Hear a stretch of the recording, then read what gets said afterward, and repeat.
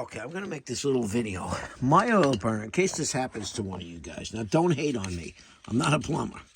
Okay, but the photocell or CAD cell went bad on the Beckett burner. At least that's what I think.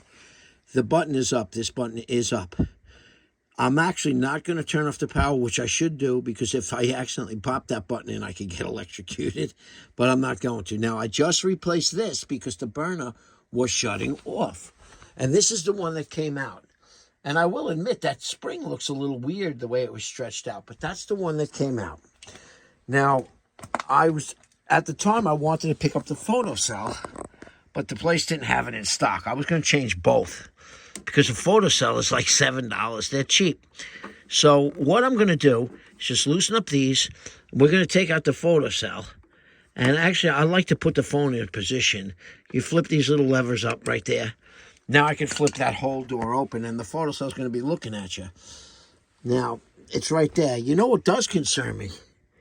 There's no, unless it fell in there, there's no stopper here. There should be a little, kind of like something to stop the flame from getting through there, like that. That insulator thing is not there. That concerns me. So anyway, I'd like to use two hands.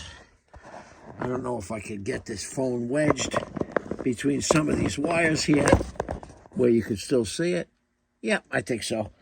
So, this is the old photocell. I can slide it out, make it easy. You can get a better look at it. And the top just comes off. Just unplugs like that. Simple. Take the new one. And we place it in. I'm not going to push here's the new one. I'm not going to push my finger on it. Okay. You know, and you just slide it back in this little keyway. There's a little keyway that it goes in. Come on. There we go. Slide it back in there. Now, I really am concerned about this piece. There's normally something that should be in here, but it's not.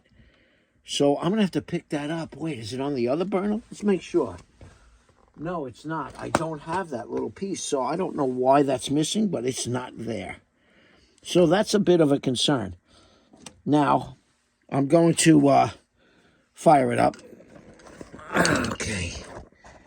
So, let's fire it up. And now the problem I was having was the burner was kicking off intermittently. Now, the filter was changed. You know, I changed that a couple of weeks ago. And all of a sudden, this thing, look how low the temperature is right now.